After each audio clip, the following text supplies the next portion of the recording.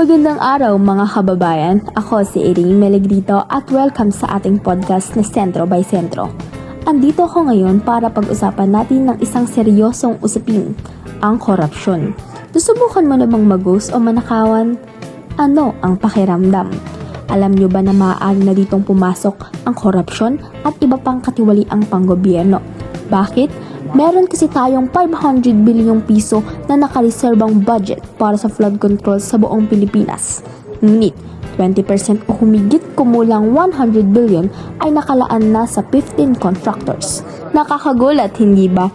Ayon kasi sa NDRRMC o Disaster Risk Reduction and Management Council, 4.8 million na Pilipino ang naapektuhan at 39 ang namatay dulot ng Typhoon Karina noong 2024. Kaya maraming Pilipino ang nangangamba kapag may paparating na bagyo.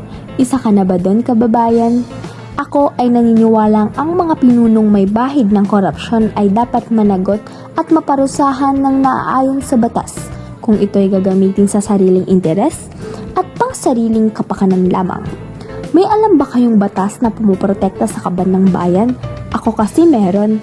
Ang RA 3019 o Anti-Graft and Corrupt Practices Act, kung saan sinasabing ang mga politiko ay dapat sanayin ang integridad at pagiging tapat sa nasasakupan, ipaglaban at bawiin ng pera ng bayan para sa kapakanan ng lahat ng mamamayang Pilipino.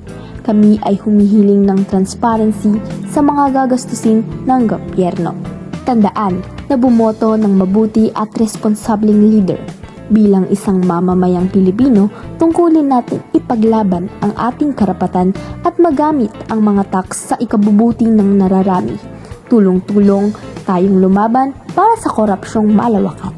Muli, ako si Irene Melegrito, ang inyong lingkod sa Sentro by Sentro Podcast.